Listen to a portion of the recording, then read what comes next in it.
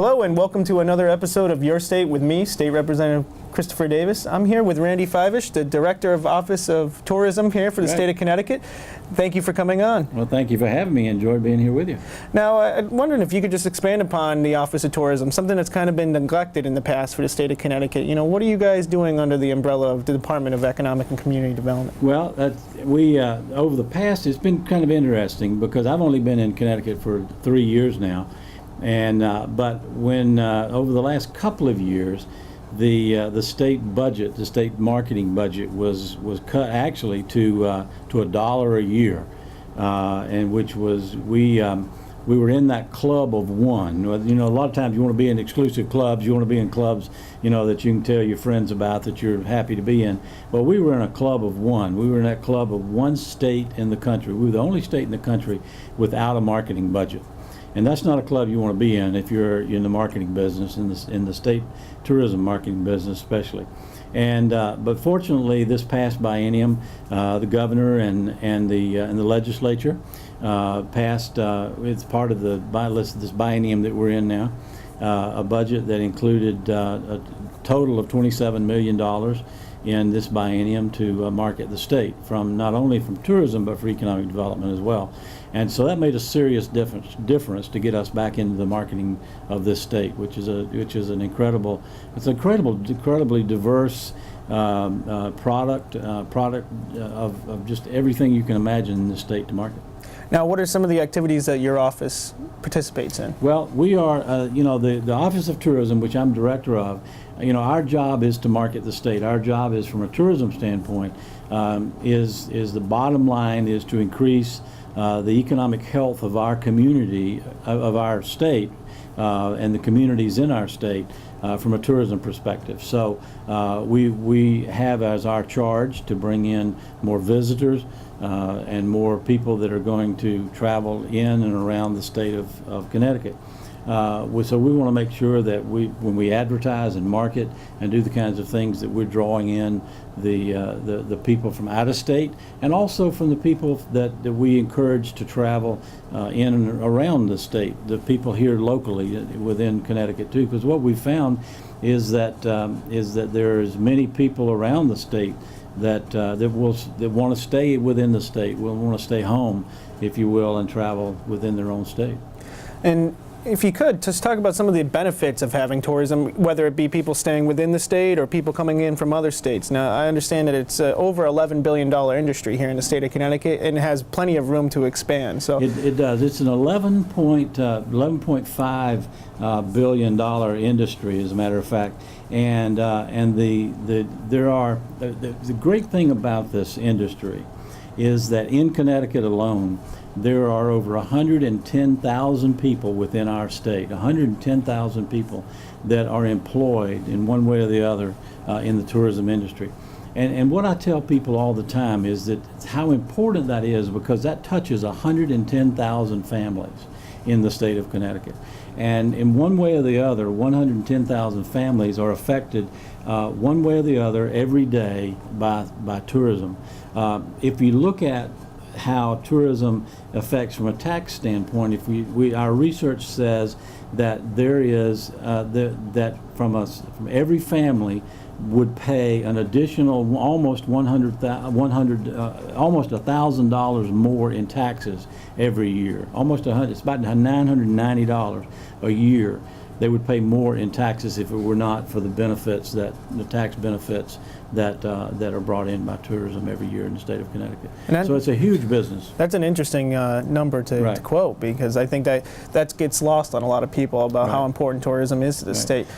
And with that in mind, the state of Connecticut recently launched its new campaign for marketing outside of Connecticut to try to bring in some of those tourism dollars. Would you like to expand upon that? We did. We, you know, with the new dollars that we were able to get in the budget, that the governor and the legislature, you guys, we appreciate very much. The legislature being a major part of what this effort, we're able to get back in the game, if you will. We knew that we had to, because we'd been out of the game for so long, and we knew we had to do more than just have an advertising campaign. we knew that we had to really rebrand the state, and we had to make a mark on the industry, on the traveler out there, and make ourselves known to the potential traveler and the repeat traveler out there, because we'd been out of the marketplace for so long. And so we did a significant amount of research. We did focus groups. We did focus groups in New York and in Boston and in Jersey, and we even did some kind of out of the box focus groups out in Austin, Texas, to really kind of tell us what people outside of our area thought about us as well. It's called perception studies and such. Really, what people thought about Connecticut. And what we found out was that we were pretty much of a blank slate. We didn't have a negative opinion. We didn't really have a positive opinion. It was kind of a blank slate, which, from a marketing perspective, trying to develop a new brand is not a bad thing. We at least didn't have a negative opinion to try to overcome. And so all of that put together, and what we came up with. In fact, I have a sample of what we did, and this is the new Connecticut brand, and hopefully it won't have too much of a mirror effect on the lights here, but it's Connecticut Still Revolutionary. And I'll read this. This is kind of a brand statement. It says, just as it has for centuries, Connecticut remains a haven for original ideas and fresh thinking, a magnet for dreamers and doers. The state blends the old and the historic with young and energetic to create an inspiring dynamic, one that motivates people to experience new things, defy convention, and blaze their own trails. And then, of course, it has our website, ctvisit.com.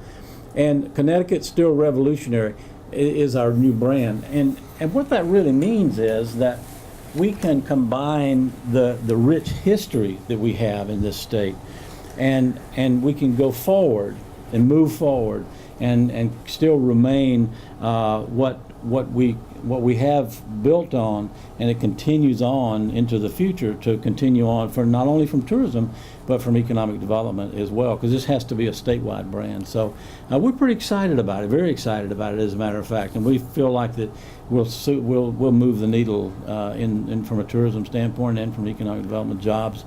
It's all about jobs. It really is all about jobs. I know you as a legislator are concerned about that. Probably, hopefully, and I know it is top on your list as you meet in the legislative body. You know, you guys are constantly talking about jobs, as you should be, and will be, and we are concerned about that as well from a tourism standpoint, and getting people back to work, and we want to do that and keeping them working in good jobs. And so this is about jobs and about economic impact and economic development, and we can bring people in, they can have a great time and enjoy Connecticut and help raise the economic health of this community. Well, it certainly sounds like a great plan. Now, what are some of the elements of that plan? You touched upon TV and radio. What are some of the things that we're specifically going to be doing with this new brand? The new brand, we'll have TV commercials, we'll have radio commercials. There'll be new, and this is all the things that people in Connecticut will be seeing, because we will not only be advertising to the people from out of state, which in New York, and as I mentioned earlier, New York and Boston and New Jersey and Philadelphia and some of those markets, but we'll also be doing advertising in-state as well. So your viewers will be seeing some of the advertising in-state as well. They'll be hearing radio commercials, seeing TV commercials. They'll see some billboards on the side of the highways that will have our ads on it. If they go into, this is kind of fun, if they go into any of the, I know a number of your viewers probably go into Penn Station or Grand Central Station, or maybe even the 30th Street Station over in Philadelphia. And we did something that's called station domination, and it's kind of interesting. It's an incredible advertising format, where we go in and we just pretty much take over the station with advertising there. And if you walk in there, you cannot miss all of the advertising and all in those 3 different stations. And so you'll see that there if you happen to go into New York or take the train into any of those locations, or into Philadelphia as well. But of course on our website, ctvisit.com, on our Facebook. I might mention our Facebook, for example. In about 9 weeks, we went from 5,000 fans to over 100,000 fans in about 9 weeks from the part of the new campaign. This is what's called our preceding efforts that we did before we even announced the campaign. So a lot of things going on and a lot of efforts that are really making a serious difference. And to go more into the idea of people staying within the state of Connecticut and using their own, Connecticut's dollars on Connecticut businesses, right. What are some of the options for staycations as we're entering into these summer months? Well, there are a lot of things that are going on within Connecticut. For example, one of the interesting things that is happening, pardon me, down in the Mystic area, for example, which is obviously a major focus of tourism during the spring and summer, and on into late in the summer, but year round really. But I mean, it really focuses in on the summer. There's a fun thing if your listeners, if your viewers haven't been, they need to go down and celebrate and help celebrate the 100th anniversary of the Titanic's maiden voyage at Mystic Aquarium. And Robert Ballard, who discovered the Titanic after it had its tragic end, but he now has a new partnership. He's had a partnership with Mystic Aquarium for many years, but he has a new partnership now with Mystic Aquarium and has an exhibit that's called 12,450 feet below, and it celebrates the 100th anniversary. And so the Mystic Aquarium has a great exhibit down there. A lot of things going on down at Mystic Aquarium, Mystic Seaport, a lot of different things going on. The Beardsley Zoo, I love zoos. I'm a zoo kind of guy. I love zoos.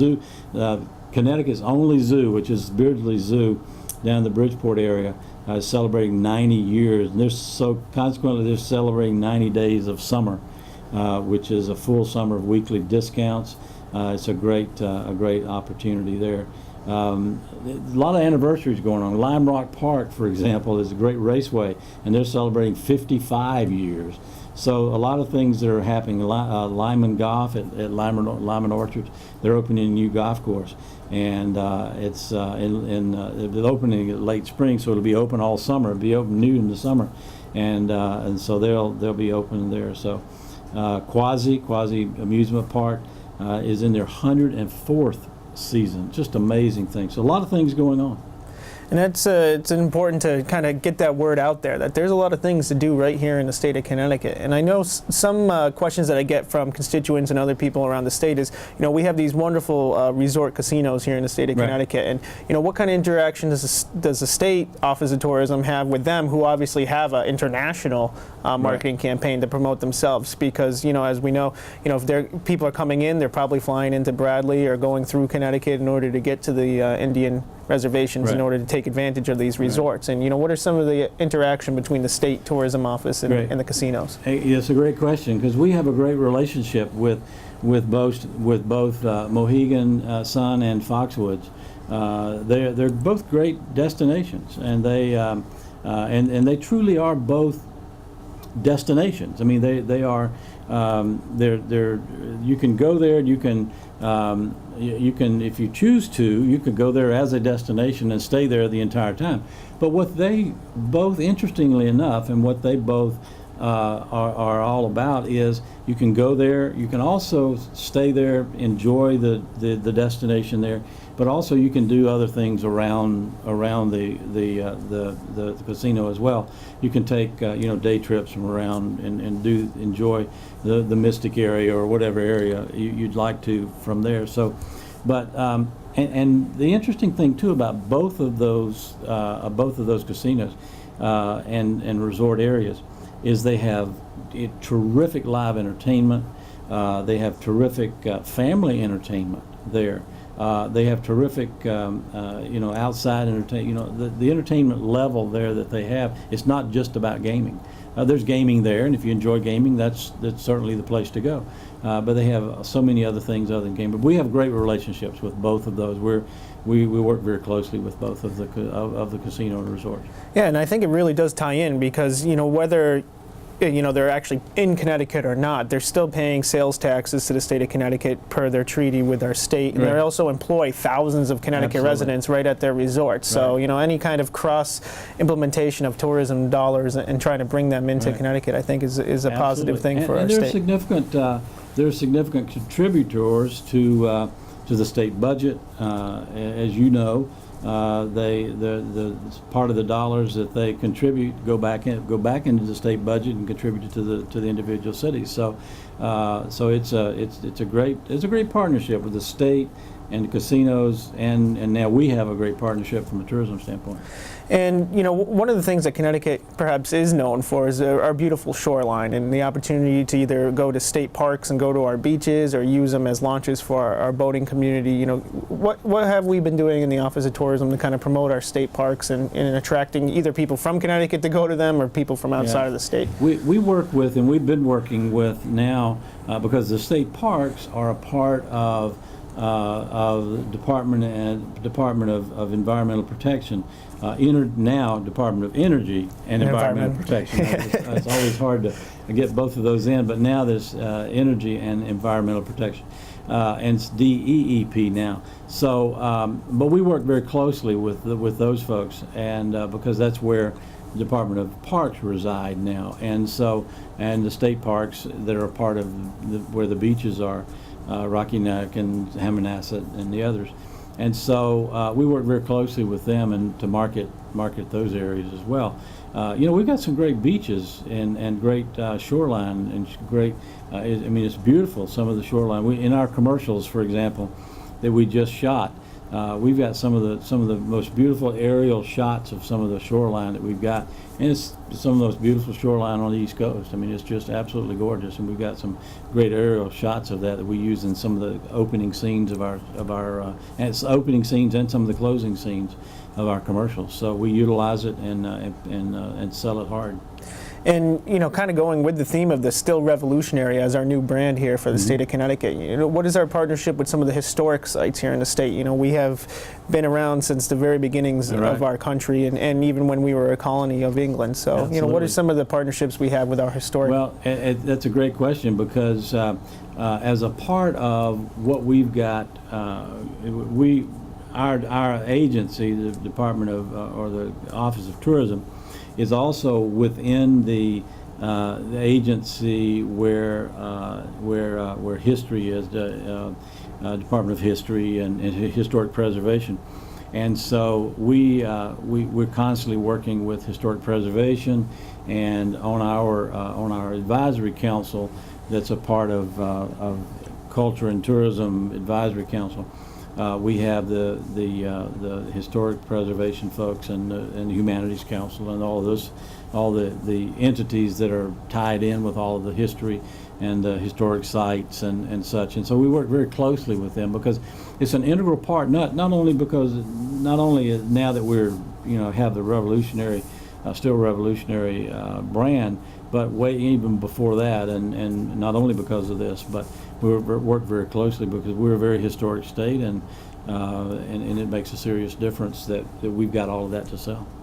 And another important part of tourism, too, is just the idea of kind of the business tourism, the conferences that can come into the state. We have the beautiful new Connecticut Convention Center right there on the Connecticut River as part of the Adrian's Landing project, and then some of the other convention sites around the state, including at the casinos. What are some of the activities of the Office of Tourism to kind of bring in those business dollars and kind of attract thousands of people at one shot? We have just, and I'm glad you brought that up because it gives me an opportunity to talk about something that's very, very interesting for us and very new for us. We are partnering with what has been known as the Greater Hartford Convention and Visitor Bureau, which has been a long time, very successful organization here in Hartford for many years, and it's a Convention and Visitor Bureau marketing organization, convention organization.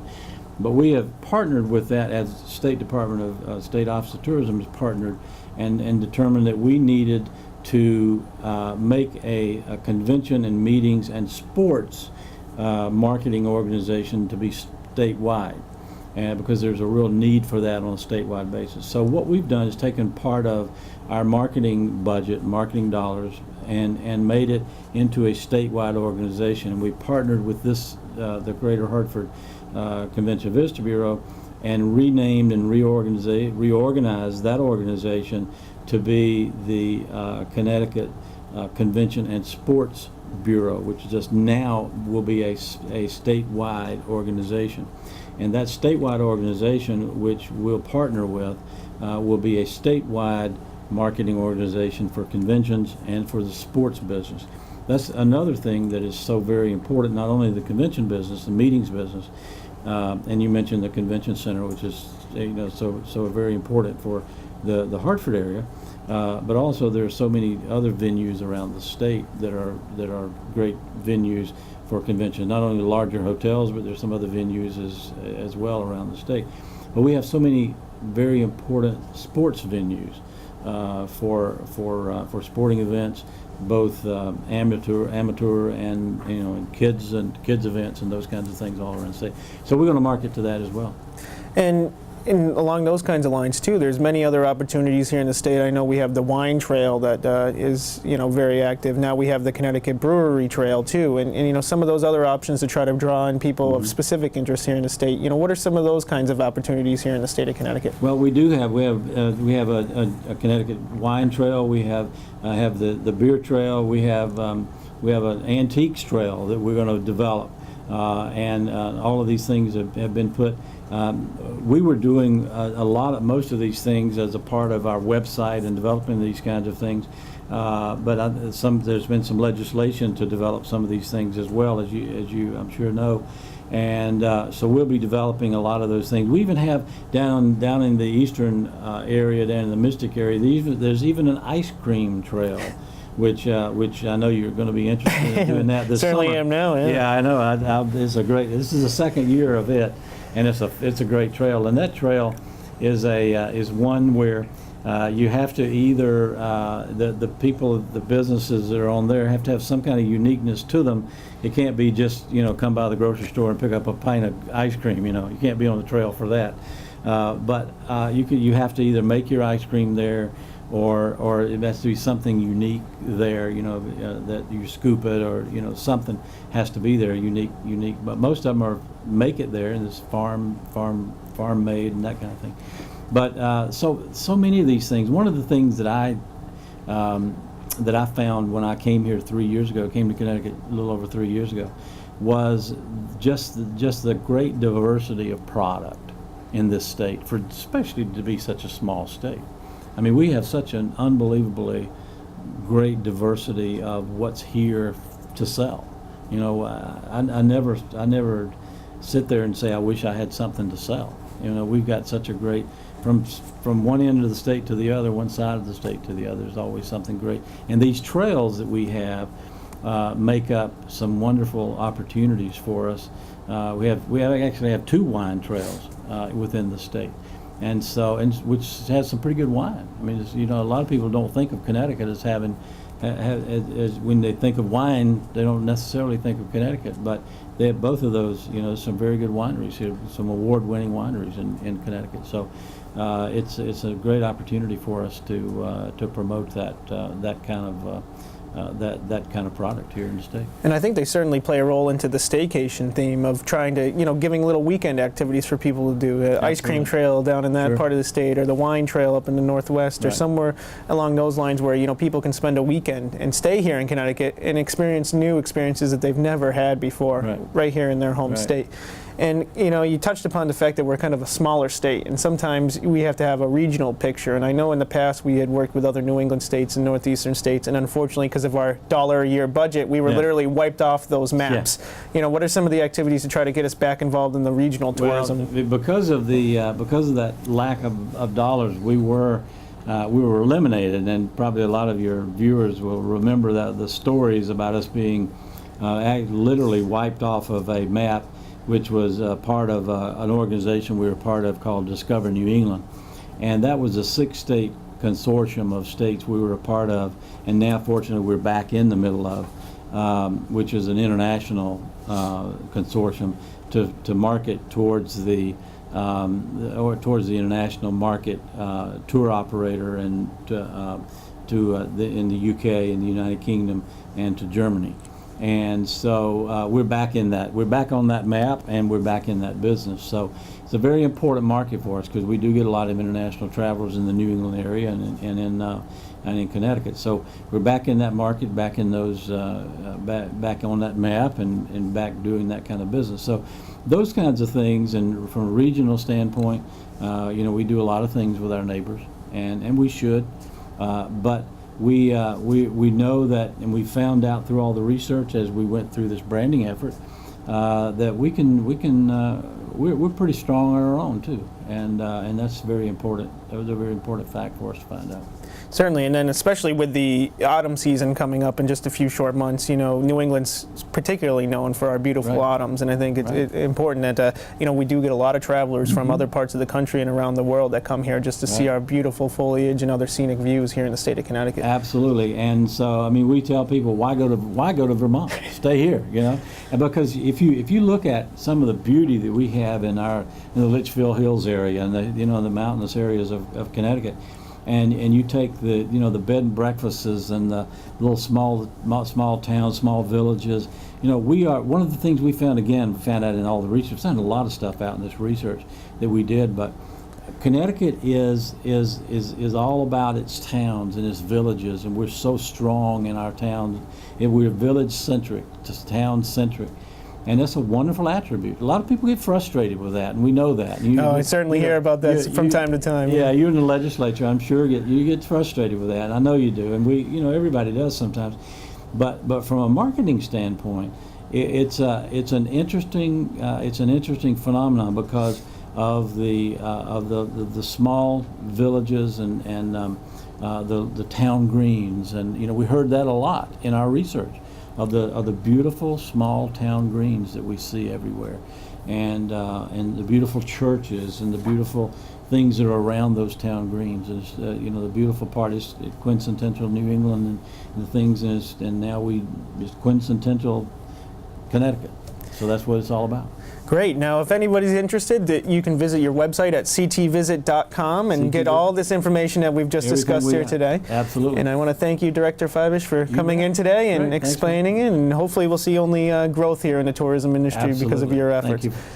And I just want to thank you all for tuning in to Your State with me, State Representative Christopher Davis. If you have any questions about what you saw here today or any other concerns or issues that you have, feel free to contact me at 860-240-8700. That's 860-240-8700, or at christopher.davis@housegop.ct.gov. Once again, thank you for tuning in. We hope to see you again next month.